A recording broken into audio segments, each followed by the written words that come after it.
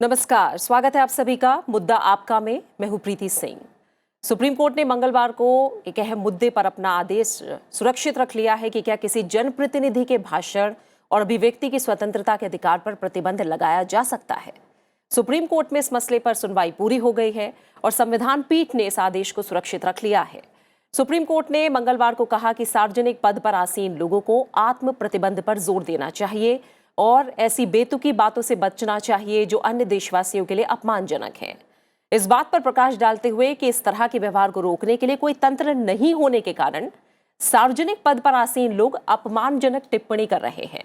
सर्वोच्च अदालत ने कहा कि यह दृष्टिकोण हमारी संवैधानिक संस्कृति का हिस्सा है और इस संबंध में आचार संहिता बनाने की कोई जरूरत नहीं है। जस्टिस एस ए नजीर की अध्यक्षता वाली 5 सदस्यीय संविधान पीठ ने इस पर अपना फैसला सुरक्षित रख लिया कि क्या अन्य बातों के साथ साथ मंत्रियों, विधायकों, सांसदों सहित सार्वजनिक पदाधिकारियों की बोलने की आजादी पर अनुच्छेद 19(2) द्वारा लगाए गए प्रतिबंधों से ज्यादा प्रतिबंध होना चाहिए। कोर्ट ने मामले पर attorney general R Venkataramani, solicitor general Tushar Mehta और अन्य पक्षों के वकीलों की दलीलें भी सुनी।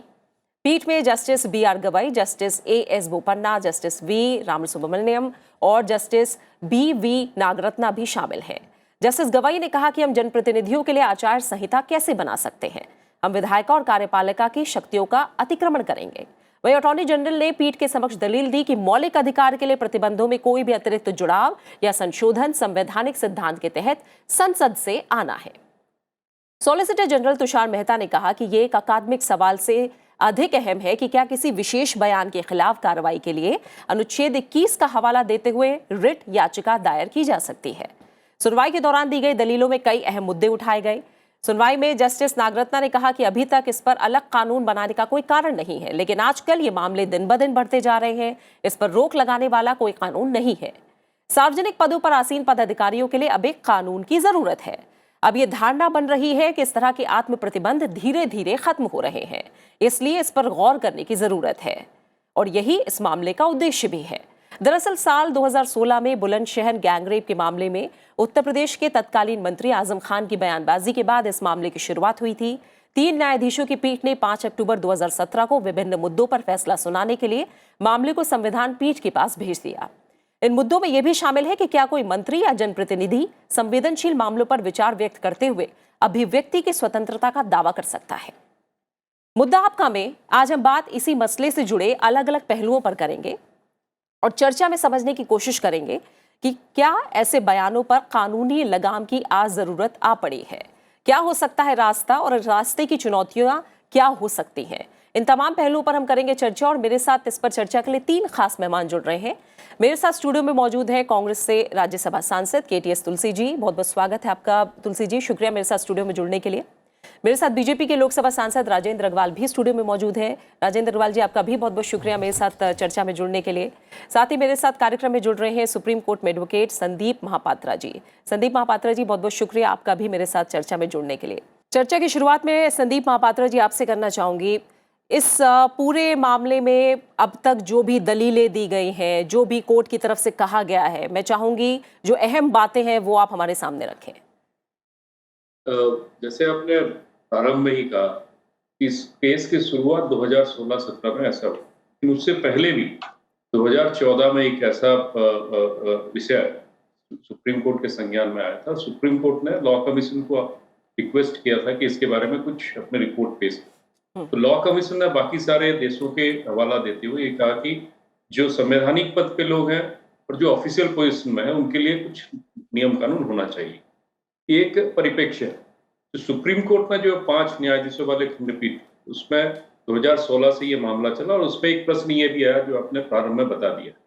तो इसमें सरकार पक्ष से ये कहा गया कि चूंकि हमारे देश में ऐसे कानून ऑलरेडी हैं, वो चाहे आप इंडियन पिनल कोड देखिए या फिर और भी जो कानून है उसके अंतर्गत इंडियन पिनल कोड में धारा 295A, 153 इसके संदर्भ लिया जा सकता है। इस तरह के अगर किसी ने हेड स्पीच या द्वेषपूर्ण भाव कुछ व्यक्त किया है तो उसके खिलाफ सख्त कार्रवाई की जा सकती है। तो इसलिए सॉलिसिटर जनरल तुषार मेहता जी ने हमने कहा कि एक एकेडमिक विषय है और सबसे महत्वपूर्ण बात ये है कि 2 और जजमेंट सुप्रीम कोर्ट के, एक अमित देवगन के केस में जो कि एक टीवी शो के एंकर हैं, और एक पूनावाला के केस में, तहसीन पूनावाला के केस में सुप्रीम कोर्ट ने कुछ गाइडलाइंस ले डाउन किया है। तो ये भी दलील दी गई थी कि चूंकि सुप्रीम कोर्ट ने इस विषय पे अपना मत रखा हुआ है, तो जो कॉन्स्टिट्यूशनल बेंच है उसको इसके ऊपर जाना नहीं चाहिए। फिर भी कॉन्स्टिट्यूशनल बेंच ने इसको राय को सुरक्षित रखा, क्योंकि जो पिटिशनर के एडवोकेट थे उनकी ये दलील थी कि कुछ एक वर्षों से ये देखा जा रहा है कि खास करके जो संवैधानिक पद में बैठे हैं या फिर जो ऑफिशियल पोजीशन में लोग हैं, उनके द्वारा की गई बातें वो हेट स्पीच के अंदर आ रही है। और खास करके उन्होंने एक दलील दी कि पिछले 8-10 वर्षों से इसमें इजाफा, इसमें बढ़ोतरी हुई है। तो ये सारे विषय को मद्देनजर रखते हुए सुप्रीम कोर्ट से एक जस्टिस गवई ने ये भी कहा कि ये जो आप दलील दे रहे हैं इसका अर्थ ये होगा कि सुप्रीम कोर्ट को आप कह रहे हैं कि आप एक लॉ पास करें, एक कानून पास करें, जिसकी काम लेजिस्लेचर का, जो काम लेजिस्लेचर का है वो नहीं कर सकते। जस्टिस नजीर ने भी ये कहा कि आईपीसी के अंतर्गत इसके लिए प्रावधान है, तो उसका उपयोग क्यों नहीं किया जा सकता है। तो इसे ये सारे दलील सुनने के बाद सुप्रीम कोर्ट ने अपने राय सुरक्षित रखा है।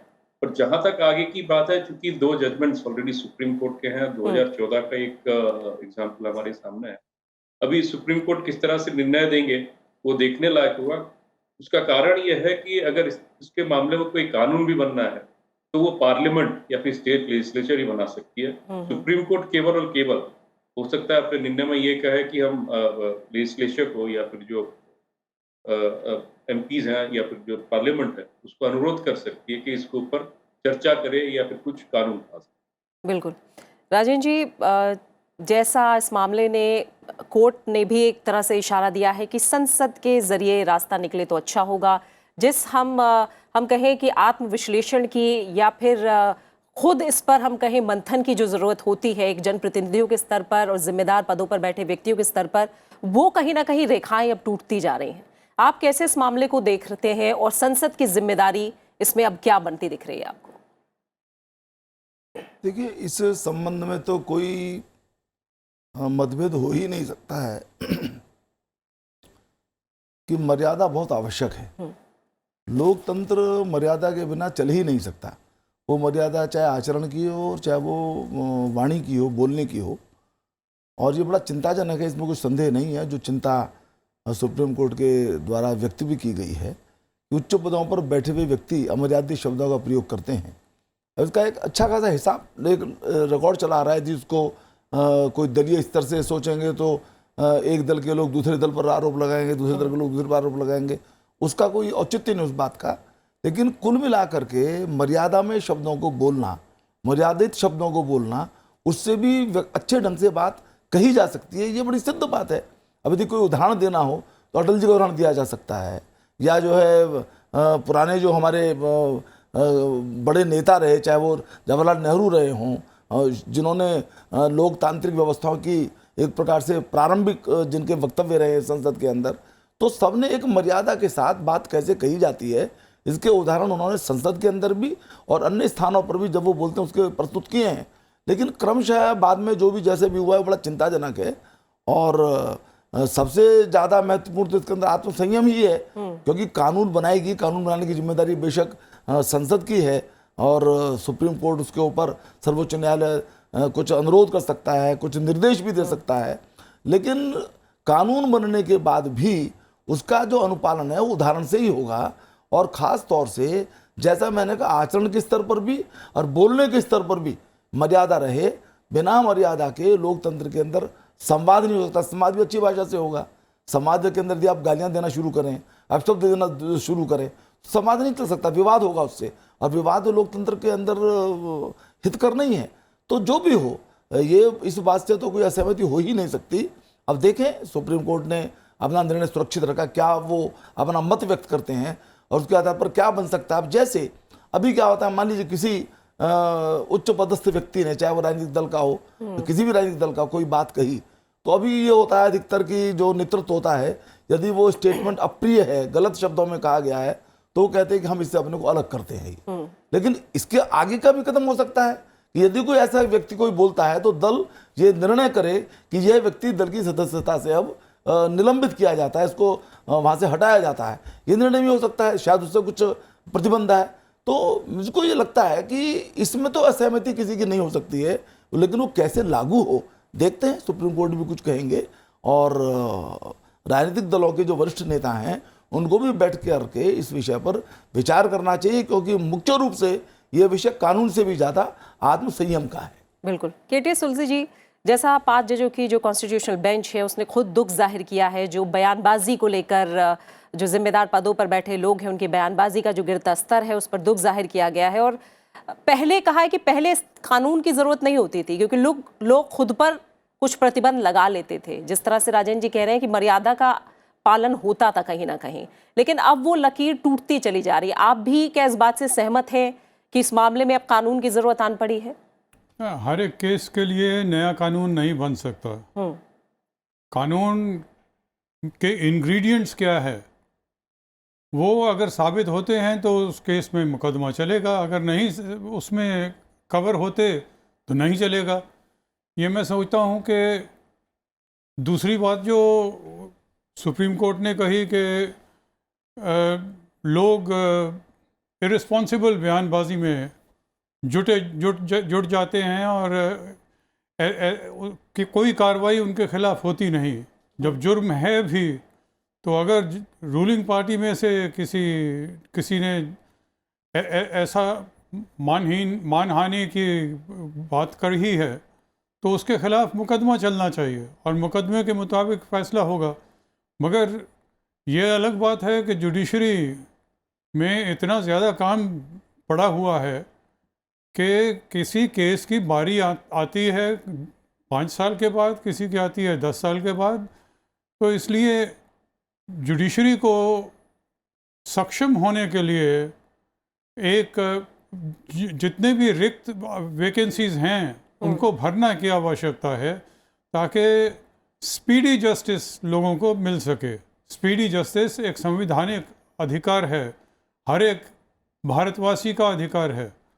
तो इसलिए स्पीडी जस्टिस के लिए जो भी आवश्यक है वो करना चाहिए। संदीप जी, इस मामले में अगर हम देखें तो याचिकाकर्ता ने भी कहीं ना कहीं ये बात कही कि कानून की उतनी ज़रूरत नहीं है जितना क्रियान्वयन को लेकर कड़ाई की ज़रूरत है। मतलब ऐसे मामले आते हैं, लोग कुछ भी बयान देते हैं और बच के निकल जाते हैं और क्या होता है, ज़्यादा से ज़्यादा हम देखते हैं माफ़ी मांग ली जाती है। लेकिन इसके क्रियान्वयन को लेकर, इम्प्लीमेंटेशन को लेकर सख्ती की ज़रूरत है।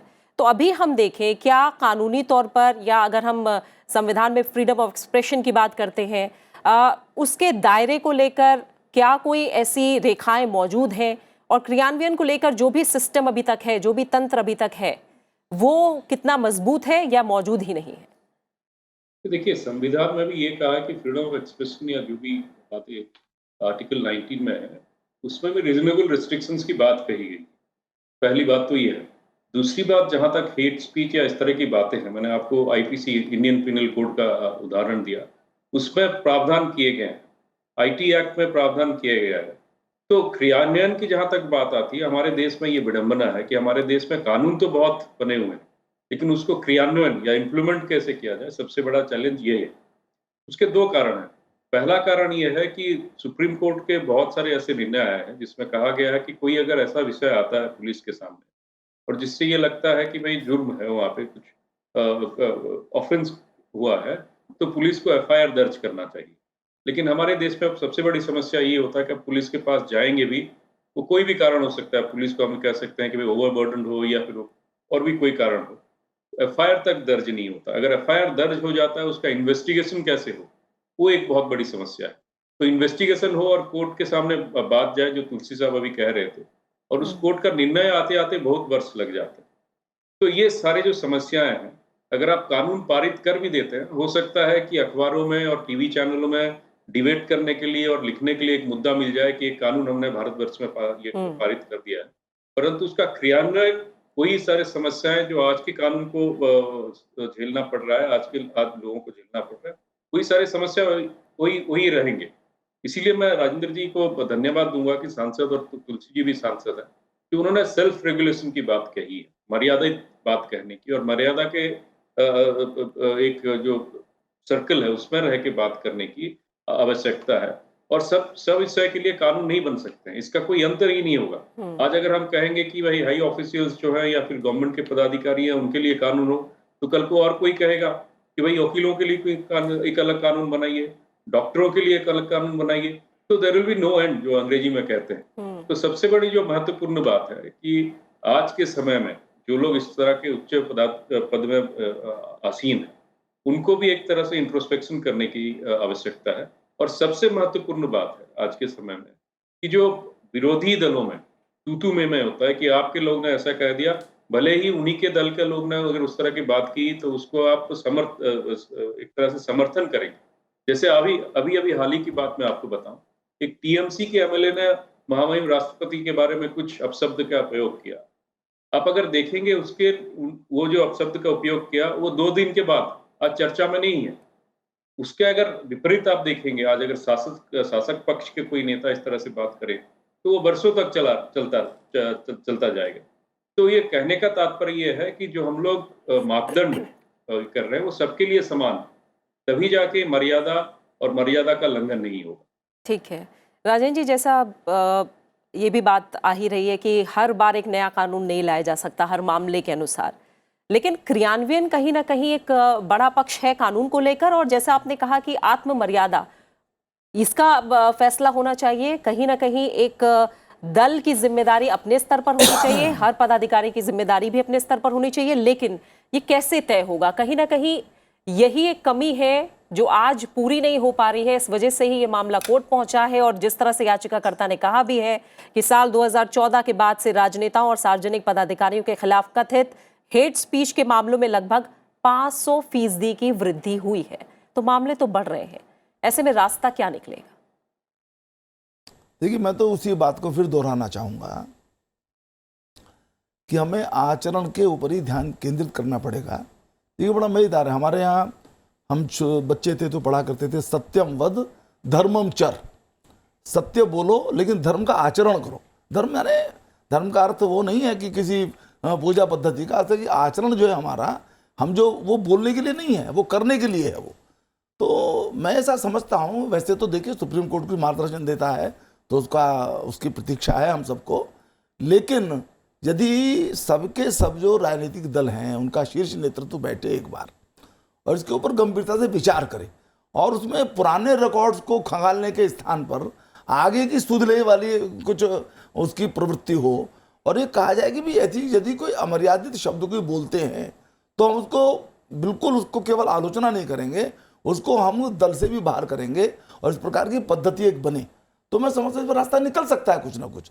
क्योंकि देखिए, ये बात तो सही है कि लोकतंत्र के अंदर जो जनप्रतिनिधि हैं उनका सर्वाधिक अनुकरण इसलिए होता है क्योंकि लोकतंत्र के अंदर जनप्रतिनिधि के माध्यम से लोकतंत्र चलता है। इसलिए उनकी जो मर्यादा है वो नीचे तक जाती है। संसद के अंदर यदि मर्यादाहीनता होती है तो पंचायत तक जाती है, सामान्य बातचीत के अंदर भी जाती है, या संसद के अंदर ही नहीं, जो जनप्रतिनिधि हैं या जो सार्वजनिक स्थानों पर बैठे हुए व्यक्ति हैं, संसद के बाहर भी यदि कोई गलत बात बोलते हैं लोग उसका अनुकरण करते हैं। तो एक बार बैठ करके यदि इसके विषय में कुछ एक राय बनाई जा सके, जरा कठिन काम है, आसान काम नहीं है, लेकिन शुरुआत की जाए। और उस शुरुआत के लिए चलिए, हमारा सर्वोच्च न्यायालय यदि कुछ हमको कह रहा है तो उसका भी एक सूत्र लिया जाए वहां से और बैठ करके यदि रास्ता निकाले तो निकल सकता है। कानून बनाने से मैं तो नहीं समझता कि कोई उसमें तो रास्ता निकलेगा ज्यादा। ठीक है, जो पहले से कानून पहले से है उनमें सुधार। जी जी जी, तरह से बात थोड़ी सी हो जाए। अब बहुत बार क्या होता है, हमारे जो उच्च न्यायालय हैं, सर्वोच्च न्यायालय हैं, उनको जजमेंट्स आते हैं, उनमें भी आप देखें बहुत बार मर्यादा का पालन नहीं होता है। तो इस चीजें सब जगह लागू हों। सुप्रीम कोर्ट ने इस बात का संज्ञान लिया है और कई हमारे सीजीआई ने भी 1-2 बार उल्लेख किया कि अनावश्यक रूप से जो टिप्पणियां होती हैं एग्जीक्यूटिव के ऊपर या अन्य चीजों के ऊपर, उससे बचा जाए। तो ये जो मर्यादा है संपूर्ण लोकतंत्र का प्राण है। ये लोकतंत्र को यशस्वी बनाने के लिए प्रत्येक स्तर पर इसका अनुपालन होना चाहिए, इसका पालन होना चाहिए और उसके लिए एक व्यवस्था बनाने की कोशिश होनी चाहिए। ठीक है केटी तुलसी जी, ऐसे मामलों में जब बयानबाजी, अमर्यादित बयानबाजी की बातें आती हैं, और क्योंकि हम जब भी कानून को लेकर बात करते हैं तो हम कहीं ना कहीं दूसरे देशों की तरफ भी देखते हैं कि आखिर क्या अच्छी चीज़ें हैं जो ली जा सकती हैं या बुरी चीज़ें हैं जो छोड़ी जा सकती हैं। इस तरह के मामलों में भी क्या कुछ ऐसे एग्जाम्पल्स हमें मिलते हैं? क्योंकि कोर्ट जब ये कह रहा है कि अभिव्यक्ति की आज़ादी में शर्त हम कैसे लगा सकते हैं, आप संसद के जरिए रास्ता निकालिए, तो क्या आपको लग रहा है कानून में ही किसी तरह का सुधार हो? आप जैसे कह रहे हैं कि नए कानून की जरूरत नहीं है, क्या उस पर सुधार हो? आपकी नज़र में किस तरह के मंथन की ज़रूरत है या क्या सीख लेने की ज़रूरत है? मेरे विचार में कानून सक्षम है। उस कानून को अगर ठीक तरह से लागू किया जाए तो लोगों को सज़ा मिल सकती है। ये कहना कि आर्टिकल 19 में मेरा अधिकार है, मैं जो मर्ज़ी कहूँ, जो मर्ज़ी तो नहीं आप कर सकते। अगर आप उसमें नफ़रत फैलाने की बात करेंगे तो जुर्म है, और उसके लिए दूसरा जुर्म बनाने की आवश्यकता नहीं है। उसी जुर्म के अंदर बात सिर्फ इतनी है कि जो सरकारें हैं, अगर जुर्म किया है किसी रूलिंग पार्टी के मेंबर ने, तो उसके खिलाफ कार्रवाई होती नहीं ठीक तरह से, और ऑपोजिशन के खिलाफ कार्रवाई जो है वो 10 गुना ज़्यादा हो जाती है। तो इसलिए ये अधिकार जो है, अगर हम कहें कि पीएमएलए में अमेंडमेंट की गई, और अमेंडमेंट के पहले जो केसेस हैं उनको अमेंडमेंट की बिना के ऊपर नहीं चलाया जा सकता, मगर चलाया जाता है, क्योंकि केस ख़त्म तो होने में आएगा नहीं, 10 साल तक नहीं आएगा, तब तक सरकारें भी बदल जाती हैं। तो मैं ये समझता हूँ कि लोग जो एक दूसरे के धर्म के ऊपर बंटवारा करने की कोशिश करते हैं, उनके खिलाफ सख्त से सख्त कार्रवाई होनी चाहिए, चाहे वो सांसद हों, चाहे विधायक हों, चाहे दूसरे किसी पद पे हों। कॉन्स्टिट्यूशनल पद के ऊपर होने से भी आपको लोगों के खिलाफ हेट्रेड फैलाने के लिए परमिशन नहीं है। तो इसलिए मैं समझता हूँ कि इम्प्लीमेंटेशन की आवश्यकता है, और इम्प्लीमेंटेशन अगर सही होगी तभी सोसाइटी में बाकायदा शांति होगी। बिल्कुल ठीक है, इम्प्लीमेंटेशन का ही मुद्दा बार बार आ रहा है संदीप जी, और सेल्फ रेगुलेशन जाहिर तौर पर ये बेहद ज़रूरी भी है और ये होना भी चाहिए, लेकिन कहीं ना कहीं वही काम नहीं कर रहा है, इसीलिए कोर्ट को भी इतना मंथन करना पड़ा और आगे अब फैसला सुरक्षित रख लिया गया है। लेकिन क्या इस मामले में भी कोर्ट ये अभी सोचेगा कि आगे इस पर और बहस की ज़रूरत है या नहीं है, या फिर कोई फैसला ही आएगा? हमने ये देखा कि सुप्रीम कोर्ट में जब भी कोई जजमेंट रिजर्व हो जाता है, अपना न्याय रिजर्व कर लेते हैं, तो उसके बाद आमतौर पे सुनवाई नहीं होता है, परंतु इसमें एक्सेप्शंस भी हो सकते हैं। अगर सुप्रीम कोर्ट को लगे कि इसमें और भी कुछ बातें कही जानी बाकी थी, तो वो फिर से सुन सकते हैं। परंतु मुझे जो लगता है, सुप्रीम कोर्ट अभी अपनी इसके ऊपर अपने जो जजमेंट है वही देंगे, क्योंकि सारे दलीलें सुप्रीम कोर्ट के सम्मुख, 5 जजेस के बेंच है उनके सम्मुख रखा गया है, और उसके आधार पे मुझे लगता है कि आने वाले दिनों में इसके ऊपर जजमेंट आएगा, ऐसा मेरा मानना। बिल्कुल, और इसका हम सभी को इंतजार भी है कि कोर्ट की तरफ से क्या रुख अपनाया जाता है। समय ये पूरा हो गया है। संदीप महापात्रा जी आपका,